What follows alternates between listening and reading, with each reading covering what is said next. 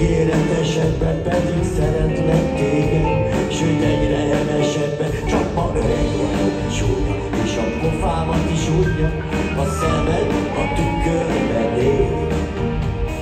Nem túl nagy a kedvem, és még mostanra se lettem kitörő örömzenét. Fárasztó lehet neked egy ilyen vészmadár, de én úgy szeretem azt, akit szeretek, hogy néha fáj. Én úgy szeretem azt, akit szeretek, hogy néha fáj. Hozzád sem érek, és rád se nézek, nem visz rád se a test, se a lélek, és nem is az a baj, hogy időnként félek tőled, veled vagyok mégis, csak az emlékedből élek. Én nem mászom fel újra egy meghódított csúcsra, nem nélkülözöm magammal. Mi az, ami mégis téged még így is mellettem marasztal?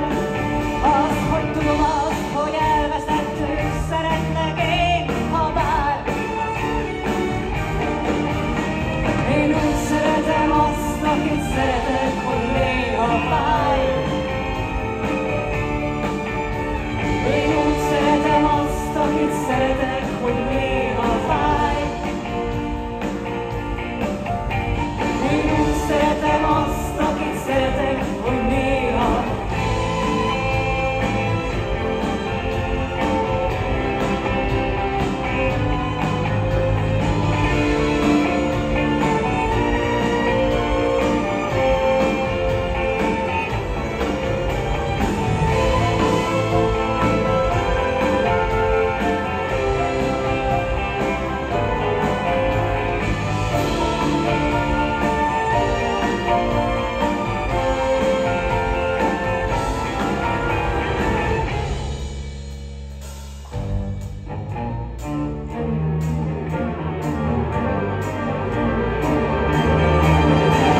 És tudom, mit érzel, ha hátulról nézel, a kezedben a késsel félig felemelt kézzel.